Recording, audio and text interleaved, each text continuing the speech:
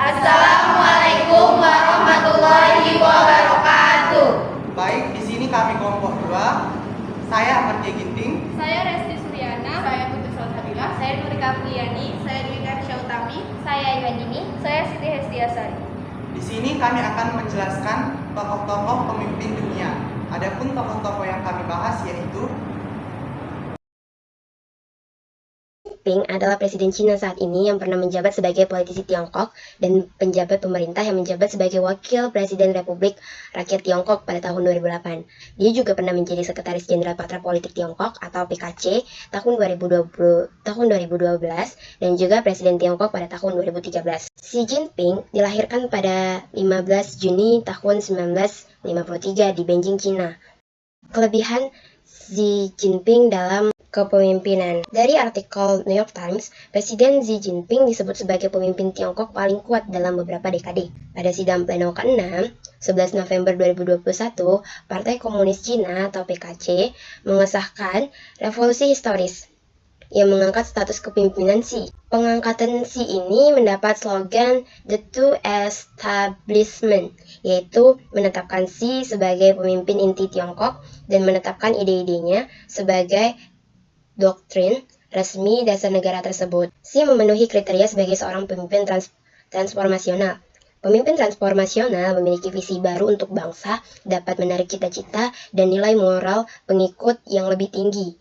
Juga dapat menginspirasi mereka untuk melakukan pekerjaan adaptif dan membuat terobosan baru. Berikut adalah beberapa inovasi yang telah Xi lakukan pada masa jabatannya.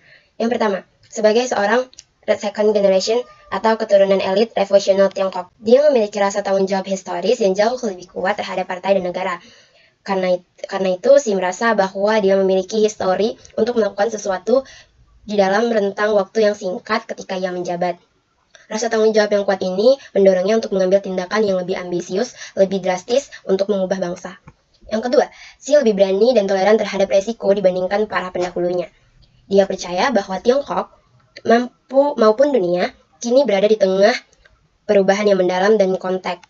Yang ketiga, Xi dapat memberikan visi yang jelas bagi bangsa dan dirinya sendiri.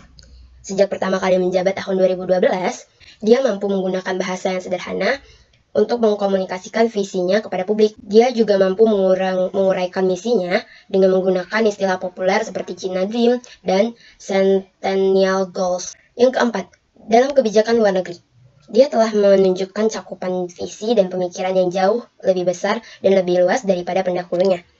Dalam masalah kebijakan luar negeri, dia menempatkan Tiongkok pada cita-cita yang lebih besar dalam membangun komunitas dengan masa depan bersama bagi umat manusia. Setiap orang pasti memiliki kelebihan dan kekurangan. Begitu juga dengan Xi Jinping. Adapun kekurangannya dalam pemimpinan Cina, diantaranya satu, ketidakmampuan Xi dalam menghadapi krisis listrik di Cina. Jadi, ini adalah satu keutamaan di dalam kebijakan. Permasalahan ini berasal dari keamanan energi yang dampaknya adalah sistem kelistrikan di masa depan. Hal ini juga membuat perusahaan mengalami kerugian besar karena pembelian batu bara di tengah meningkatnya harga komoditas. Yang kedua, Xi membuat kesulitan masyarakat dengan melakukan konektivitas jaringan listrik. Karena kurangnya pasokan listrik di wilayah pedalaman akan bisa dihindari dengan banyaknya jaringan listrik yang di berbagai wilayah. Yang ketiga adalah masalah go green. Jadi pemerintahan negara Cina masih sangat bergantung dengan penggunaan bakar fosil. Cina membutuhkan energi yang banyak untuk didaur ulang dan diperbarui. Yang keempat, kebijakan militer. Seperti yang kita tahu, kebijakan militer Cina itu sangat keras sehingga membuat pertentangan dengan Korea Utara dan Amerika Serikat. Ini juga menjadi salah satu ancaman bagi Cina. Yang kedua yaitu Buya Hamka. Profesor Dr. Haji Abdul Malik Karim Amrullah, gelar Datuk Idomo. Populer dengan nama Penanya Hamka, lahir di Nagari Sungai Batang, Tanjung Raya, Kabupaten Agam, Sumatera Barat, 17 Februari 1908. Meninggal di Jakarta pada tanggal 24 Juli 1981 pada umur 73 tahun. Buya Hamka adalah seorang ulama dan sastrawan. Buya Hamka memiliki moto perjuangan yang patut diteladani pemimpin atau calon pemimpin. Buya Hamka mengatakan, yang pertama itu, niatkan apa yang dilakukan itu untuk Allah Subhanahu wa Ta'ala, bukan karena mengharapkan proyek. Yang kedua, beliau berkata, menggunakan modal yang dimilikinya secara apa adanya, atau istilahnya, meski hanya nasi sebungkus, bukan justru mencari-cari modal kesana kemari untuk mendukungnya maju dalam pemilihan. Yang ketiga, pantang mundur karena punya keyakinan yang benar. Buya Hamka berjuang secara tegas dan pantang mundur karena merasa apa yang dilakukannya benar. Itulah mutu perjuangan yang selalu beliau tanamkan, kata Irfan. Namun, meski begitu ada kekurangan dari Hamka, yakini beliau tidak mengkader orang. Ia tidak mempunyai murid, khususnya yang nantinya juga menjadi tokoh besar. Mas Suwardi Sudjoningrat atau yang kita kenal dengan Kiai Hajar Dewantara adalah pahlawan nasional sekaligus Bapak Pendidikan. Kiai Hajar Dewantara lahir di daerah Pakualam pada tanggal 2 Mei 1889 dan meninggal di Yogyakarta pada tanggal 26 April 1959 pada umur 69 tahun. Lebih lanjut, Bapak Pendidikan yang biasa disapa Suwardi ini adalah seorang aktivis gerakan kemerdekaan Indonesia, politikus, kolumnis, dan pelopor pendidikan bangsa Indonesia ketika Indonesia masih di bawah kekuasaan Belanda. Kiai Hajar Dewantara memiliki 3 slogan terkenal, yaitu Warso Sung Tulodo yang artinya di depan memberi contoh, Ing Madya Mangun Karso yang artinya di tengah memberi semangat, dan Tutwuri Handayani yang artinya di belakang memberi semangat. Salah satu dari 3 slogan yang dibuat oleh Kiai Hajar Dewantara yaitu Tutwuri Handayani merupakan slogan Kementerian Pendidikan Nasional RI hingga saat ini. Konsep filosofi kepemimpinan oleh Kiai Hajar Dewantara ada 3, yaitu Ing Ngarsa Sung Tulada, Ing Madya Mangun Karsa, Tutwuri Handayani. Ketiga slogan tersebut apabila diartikan di depan memberi teladan, di tengah memberi bimbingan, di belakang memberi dorongan. 1. Ingarsa Sung Talada. Ingarsa Sung Talada memiliki makna jika seseorang yang berada di depan harus dapat memberi contoh kepada orang di belakangnya. Artinya, ketika kita menjadi seorang pemimpin, maka harus dapat menjadi contoh yang baik bagi tim dan atau bahan kita. Tim tidak hanya memperhatikan perilaku kita secara pribadi, namun meliputi nilai-nilai budaya yang tertanam dalam diri kita.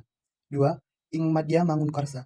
Ing Madya Mangun Karsa memiliki makna kita yang berada di tengah harus mampu menempatkan diri dan menyemangati.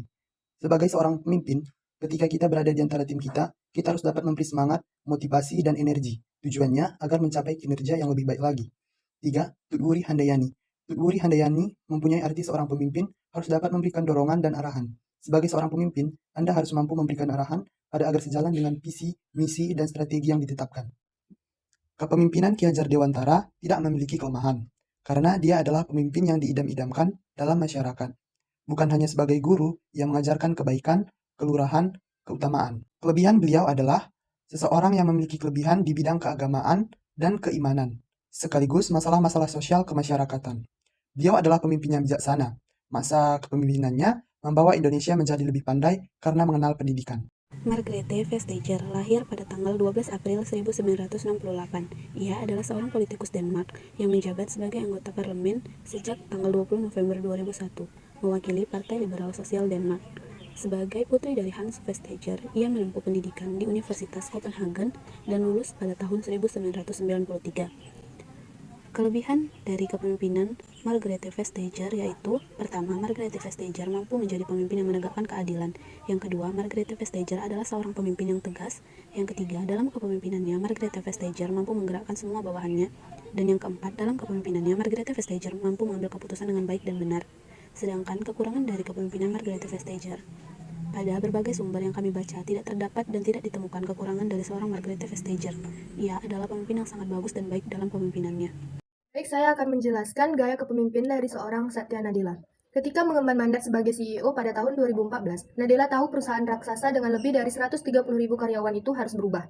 Seakan masih terbuai oleh kejayaan masa lalu, Microsoft tanpa sadar kehilangan momentum penting. Mereka kalah dalam pasar ponsel cerdas dari Apple, tertinggal di ranah cloud dari Amazon, dan terengah-engah di produk search engine dari Google. Ketika Nadella mengambil alih tampuk kepemimpinan dari Steve Ballmer, Microsoft praktis dalam keadaan terpuruk saat dipimpin oleh Steve Ballmer. Walaupun masih menghasilkan pendapatan tinggi dari produk-produknya, harga saham Microsoft terus merosot karena kurangnya inovasi. Kala itu, pasar masih pesimis walaupun Microsoft telah berganti CEO. 5 tahun kemudian, transformasi yang dipimpin Nadella tampaknya telah memperlihatkan hasil, bahkan terbilang sangat sukses. Harga saham terus merangkak naik, mulai dari tahun 2015 hingga 2019. Pada akhir 2019, Microsoft kembali duduk di urutan ketiga perusahaan teknologi dengan kapitalisasi pasar terbesar setelah Apple dan Samsung.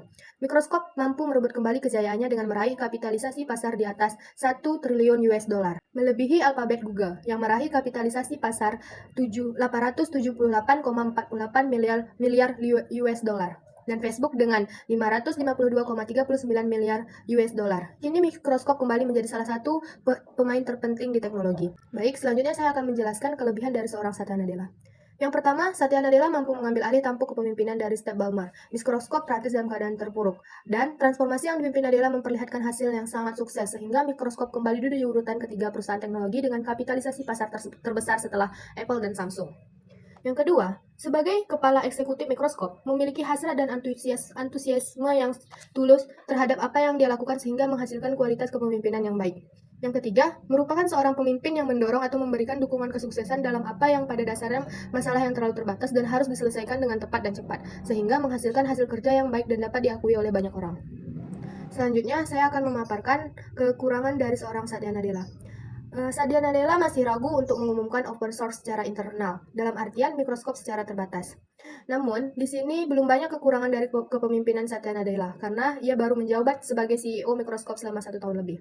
Itu saja pemaparan tentang seorang pemimpin Satya Nadella. Sekian dari hasil pemaparan kami, lebih kurangnya kami mohon maaf dan terima kasih.